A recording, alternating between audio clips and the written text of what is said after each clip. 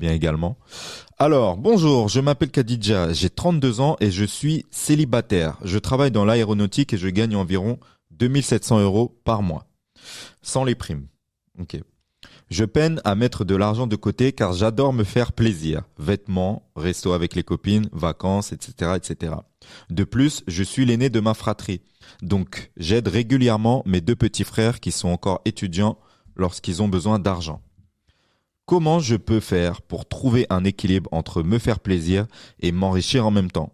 Je ne me vois pas arrêter de vivre pour mettre de l'argent de côté. Ceci dit, je dois bien avouer que cette situation me fatigue car j'ai la sensation de toujours courir derrière l'argent.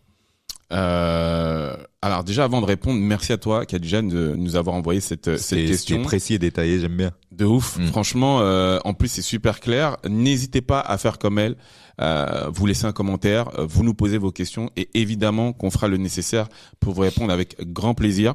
Donc voilà, faites comme elle. Est-ce que tu veux répondre? Je peux. De toute façon, il y a plusieurs choses auxquelles on doit répondre. Dans un premier temps, c'est qu'elle peine à mettre de l'argent de côté car elle adore se faire plaisir. Déjà. Euh, Mettons-nous d'accord sur une chose. En aucun cas, on va vous interdire de vous faire plaisir. Le but, quand on veut mettre une stratégie d'épargne en place, c'est pas d'arrêter de vivre. C'est juste de se faciliter la vie. Pourquoi? Parce que l'être humain a tendance à dépenser tout ce qu'il y a sur son compte. Donc, qu'est-ce que tu dois faire pour éviter de dépenser tout ce qu'il y a sur ton compte sans avoir préparé tes arrières? C'est mettre en place ce que l'on appelle un prélèvement automatique, tout simplement.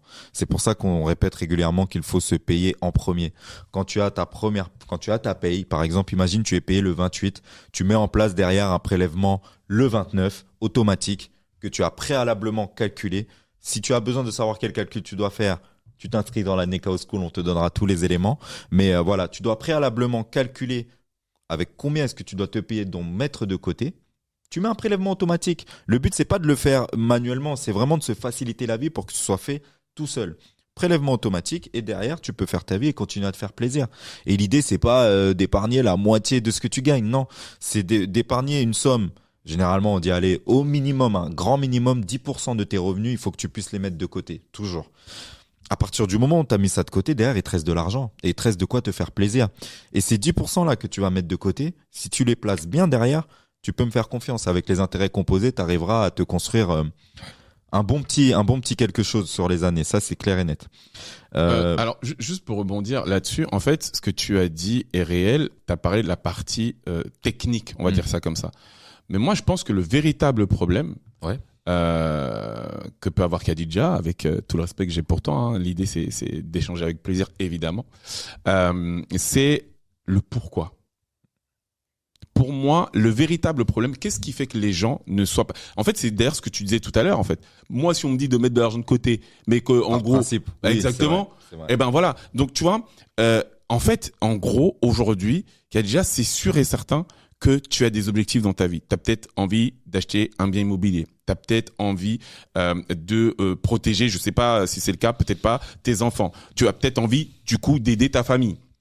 Parce que tu donnes de l'argent à tes petits frères. Tu as peut-être envie, tout simplement, de te constituer un capital. Ça peut être pour la retraite. Peu importe ton objectif. Ce qui est sûr et certain, c'est que tu dois disposer d'un objectif clair sur le pourquoi est-ce qu'à compter d'aujourd'hui, tu vas mettre de l'argent de côté. Parce que si c'est pas clair, en fait, qu'est-ce qui va se passer?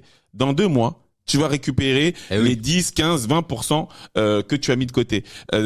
Si c'est pas clair, tu ne seras jamais à même de conserver, parce que c'est ça qui est très important, cette discipline, cette rigueur pour te permettre d'arriver en fait à développer ce capital. Donc premier objectif, c'est pourquoi? Première idée, pourquoi je mets de l'argent de côté? Et une fois que tu as déterminé ce pourquoi, on va dire que tu souhaites, comme plus d'un Français sur deux, disposer de ta résidence principale, par exemple, eh bien, si cet objectif, il est à, je dis n'importe quoi, à 2 ans, à 3 ans, en fait, ce n'est plus un objectif qui devient, tu vois, une idée, quoi. Ça devient factuel. C'est-à-dire que, au travers du calcul que tu vas faire sur l'argent dont tu as besoin pour disposer d'un capital pour prétendre en fait à un prêt, parce que c'est souvent ça, hein, plus de 99% des gens disposent d'un prêt pour investir dans l'achat d'un bien immobilier, et bien en fait ça va être clair en fait. Il me faut, je dis n'importe quoi là encore, hein, mais 15 000 euros pour disposer de l'obtention de ce prêt. Eh bien, l'argent que tu vas mettre de côté tous les mois, ça sera un travail qui sera fait pour arriver à cet objectif de 15 000 euros. Et tu sais quoi?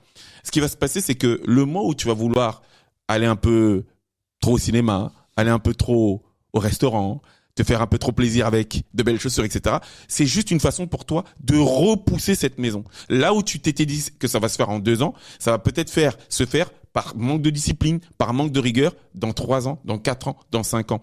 C'est nous qui avons entre les mains la responsabilité, ou en tout cas la possibilité de rendre viable et réel les objectifs qu'on se met en place. Donc dans un premier temps, le pourquoi, et ensuite bien évidemment via l'action sur le comment, eh bien avec un prélèvement automatique où là en fait, il y a pas de je sais pas quoi. C'est fait, c'est automatique, c'est pas toi qui le fais, c'est géré de façon automatisée. Merci pour ce détail parce qu'effectivement c'est super important. Sans pourquoi, sans objectif, sans visualisation, tu erres et donc t'arrives nulle part. Complètement. Et tu perds ta détermination surtout parce que ça laisse place à l'auto-sabotage. C'est ça. Complètement.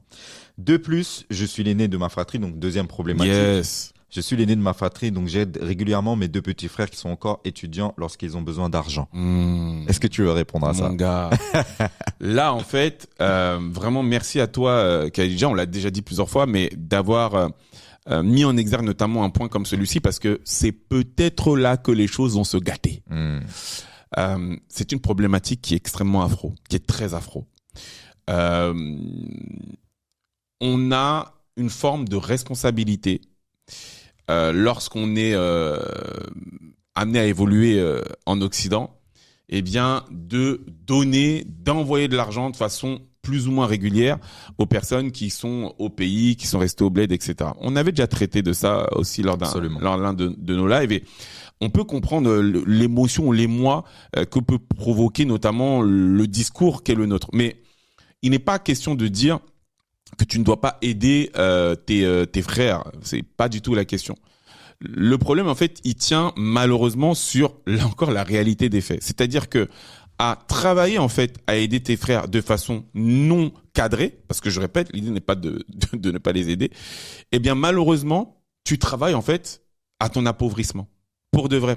Parce que ce que tu fais au travers de l'aide que tu leur octroies t'empêche de construire, t'empêche d'avancer. Et malheureusement, l'aide que tu vas leur octroyer aujourd'hui va malheureusement avec le temps être de moins en moins efficiente si tu n'es pas stratégique. Pourquoi est-ce que je dis ça? C'est parce que en travaillant au développement très clair d'une stratégie qui va t'aider à développer beaucoup plus de capitaux, ben là où tu les aidais une fois, 1,5 fois aujourd'hui, ben tu vas pouvoir les aider 15 fois, 20 fois, 30 fois plus demain. Et c'est vraiment ça qu'il faut réussir à mettre en exergue. Alors, j'ai eu un rendez-vous là avec quelqu'un qui avait pris rendez-vous avec nous là il y a vraiment 2 jours où on abordait cela et je lui disais en fait c'est peut-être bad ce que je vais dire mais si tu dois même en arriver à mentir, fais-le. Parce que pourquoi est-ce que j'ai dit ça? C'est parce que en fait dans nos familles c'est impossible de dire non, tu sais quoi, je t'envoie pas d'argent parce que je veux mettre de l'argent de côté parce qu'en fait je suis en train de développer mon capital parce que dans 5 ans, dans 10 ans je vais pouvoir beaucoup plus t'aider. Frérot, c'est limite une insulte, tu vois. Donc en gros l'idée c'est de dire quoi? C'est de dire OK, là en fait, tu sais que je t'ai toujours envoyé de l'argent, tu sais que j'ai toujours fait le nécessaire. Là ça va être un peu plus compliqué. Là, si je t'envoyais peut-être 300, 400, 500 euros, là, je vais t'envoyer 100 euros parce qu'en fait, j'ai pas eu suffisamment de retour, etc. Les 400 euros, là, si t'envoyais 500, les 400 euros que tu mets de côté parce que, t'en envoies plus 500, mais t'en envoies que 100, tu n'imagines pas sur une période donnée ce que ça peut faire. 400 euros sur un an, c'est 4800 euros. C'est quasiment 5000 euros.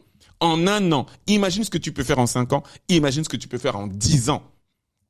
Et c'est cette vision-là, moyen-long terme, qu'il faut pouvoir avoir pour vraiment aider et impacter les gens qu'on aime. Donc, travailler à être un peu plus structuré, travailler en fait à être un peu plus égoïste. Et tu sais pourquoi je fais exprès, je répète égoïste, parce qu'en fait, on a une vision beaucoup trop péjorative de ce mot-là. Mais cet égoïsme, en fait, c'est pour pouvoir redistribuer et donner un peu plus derrière. Donc, soyons équilibrés. Et je te jure, Khadija, voilà, tu vas trouver la solution. Je sais pas ce que toi tu penses de cette idée, bro. Je suis 100% d'accord avec toi. Tu vois, je suis en train de préparer mes notes parce que j'ai envie d'être efficace aussi tout aussi efficace que toi. Déjà pour ne pas me répéter, pour alimenter ce que tu viens de dire. Apprendre à dire non. On sait que c'est compliqué, mais c'est un vrai savoir-faire. Et effectivement, je vous encourage à apprendre à dire non, parce que vous allez voir que ça va vous permettre d'être focus sur ce que vous avez à faire. Et ne vous dites pas que vous êtes des crevards ou que vous allez vous mettre tout le monde à dos, quitte à mentir. Effectivement, je suis d'accord avec Charles à ce niveau-là. Il faut savoir se protéger dans le bien-être de tous, parce que la vérité, c'est quoi? C'est que être dans le bien-être, ce n'est pas de donner de l'argent quand on vous demande de l'argent. Pas du tout. C'est comme ce qu'on disait tout à l'heure avec le pêcheur qui apprend à pêcher ou qui donne du poisson. Tu ne rends pas service quand tu donnes du poisson. La seule chose que tu fais, c'est que tu donnes l'habitude à quelqu'un qui vienne vers toi pour te demander de l'argent et qui puise sans cesse ton énergie et ce pourquoi toi tu as trimé. Or, quand toi tu t'enrichis à titre personnel considérablement, que tu commences à comprendre comment se fait l'argent, que tu commences à te développer un certain patrimoine, là tu as des personnes qui t'approchent et qui te demandent comment tu fais. Et là, c'est beaucoup plus intéressant. Tu apprends à la personne comment est-ce qu'on fait de l'argent. Et si les personnes autour de toi sont sains d'esprit et que toi, tu l'es également, ton devoir, effectivement, selon moi, c'est d'aider tes proches à s'enrichir. Mais garde bien en tête que ce n'est pas en leur donnant de l'argent que tu vas les aider à s'enrichir. Tu ne changeras pas leur niveau de vie parce qu'ils ne se rendront même pas compte de ce qu'est l'argent et de la valeur de l'argent. Alors que quand tu apprends à faire de l'argent, tu te rends compte de sa valeur et ça te pousse à avoir des comportements totalement différents. Donc vraiment, il faut se déculpabiliser par rapport au fait de ne pas donner de l'argent. Je sais que c'est très fortement installé dans nos cultures, mais apprenez les gens à pêcher, quitte à vous mettre pendant un certain temps quelques personnes à dos. Et de toute façon, si à un moment donné la relation est vraie, ces personnes-là reviendront. Je pense qu'il faut qu'on soit terre à terre. Moi, je suis tellement d'accord avec toi. Pour moi, c'est limite presque du bon sens, tu vois. Mais après, dans la pratique, je te jure vraiment, je suis issu d'une famille africaine, je suis entouré de familles africaines. C'est très compliqué en fait. C'est pour ça que j'ai même parlé de mensonges. Je sais pas si t'imagines. C'est grave. C'est pour ça que je t'ai dit, s'il faut aller jusqu'à mentir. Oui. Non, on est d'accord là-dessus, mais c'est par rapport au fait de leur apprendre à pêcher. C'est qu'encore une fois, je suis d'accord avec cette idée-là. Malheureusement, dans pas mal de cas, c'est compliqué, frérot. C'est qu'on a affaire à des personnes qui, souvent, en fait, vont prendre très personnellement le fait que tu ne fasses pas l'aide. Tu sais, pour les personnes qui ont fait le travail d'Afrique vers l'Occident, en fait, leur devoir, c'est d'envoyer cet argent. Tu sais, il y a vraiment quelque chose qui s'est installé, tu vois. Et les familles, en fait, considèrent, tu l'as très bien dit, normal. Ils n'imaginent pas souvent les efforts, le travail qu'a nécessité le fait d'envoyer ce Western Union, tu vois. Et donc, c'est pour ça que je dis, il faut pouvoir effectivement être dans une dynamique d'enseigner, d'éduquer, d'apprendre à pêcher. Je suis d'accord. Mais dans les faits, malheureusement, tu vas te rendre compte que, pour moi, 80-90% des gens vont plutôt se retrouver malheureusement à transformer ce qu'il en est de la vérité pour pouvoir être efficient au travers de ce qu'on vient de dire, que plutôt de dire, voilà, faites comme ça, et vous pouvez faire de l'argent. Si ça doit être l'étape au début de mentir, pourquoi pas? Mais après, je pense que tu as toujours quand même envie d'aider tes proches. Et j'ai des clients, par exemple, qui ont investi sur des terrains agricoles en Guinée, au Bénin, au Sénégal ou en Côte d'Ivoire et qui font travailler sur le terrain des membres de leur famille. C'est exceptionnel, c'est magnifique, bien sûr. Alors oui, des fois, il y a des problèmes, on le sait. Il y a des gens de la famille qui disparaissent avec les caisses. Bon, on le sait, il peut y avoir de la casse au milieu de tout ça. Mais il y en a quand même qui réussissent ces projets-là. Et ça vaut le coup d'essayer. Franchement, ça vaut le coup parce que si ça fonctionne, vous nourrissez un écosystème, vous gagnez de l'argent, vous faites gagner de l'argent et vous êtes dans une dynamique différente. Donc moi, en tout cas, j'encourage ce type de démarche. Après, effectivement, on sait que quand ça touche à la famille, c'est touchy. Surtout dans le cas de Khadija, qui elle, pour le coup, ce sont ses deux petits frères qui sont étudiants. Et j'imagine que si c'est elle qui les aide, c'est que les parents ne peuvent pas le faire. C'est compliqué, mais je pense que il faut que tu puisse te préserver. Mais c'est vrai que c'est délicat. Non, mais tu vois, pour le coup, alors après, je sais pas s'ils sont étudiants en France ou au bled, tu vois, parce que c'est deux choses différentes. Mais s'ils sont étudiants en France, ce que tu dis sur le fait d'apprendre, c'est la base, frérot. Tu vas faire des Big Mac, tu vas flip des putains de burgers. J'aime bien parfois être un peu direct, parce que, en fait, à un moment donné, c'est pas la responsabilité de ta grande sœur, même si les parents ont dit que, de le faire pour toi, en fait. Tu vois, tu peux rentrer dans un carrefour, comment on appelle ça, tu sais, mettre les produits en rayon, tu peux plier les cartons. Bref, il y a du job. Il y a du job. Donc, tu vois, s'ils sont en France, en tout cas, Khadija, mets-les au boulot. Parce que là, c'est pas sérieux, là. Non, c'est pas normal, non, tu non, vois. non. Surtout que voilà, il y a des choses à faire avec son argent. J'ai donné cet exemple-là, hein, d'accord? Prenez toujours l'habitude de regarder à l'année ce que représente, vos dépenses, parfois, dans certaines choses qui sont un peu nulles, d'accord? 200 € d'Uber Eats par mois, c'est près de 3000 € à l'année. Amusez-vous à faire ce type de conversion et vous allez vous rendre compte que, wow, ça veut dire que sur 10 ans, c'est 30 000 balles. Damn! Et 30 000 balles que tu mets dans un endroit qui travaille. C'est ça, tu vois. Ça 30 000 €. D'ailleurs, ça peut être 300 000 balles. Non, mais c'est ça, en fait. Ouais. Ça peut vraiment être des dizaines de milliers d'euros. Donc, c'est vraiment ce genre de travail qu'il faut faire.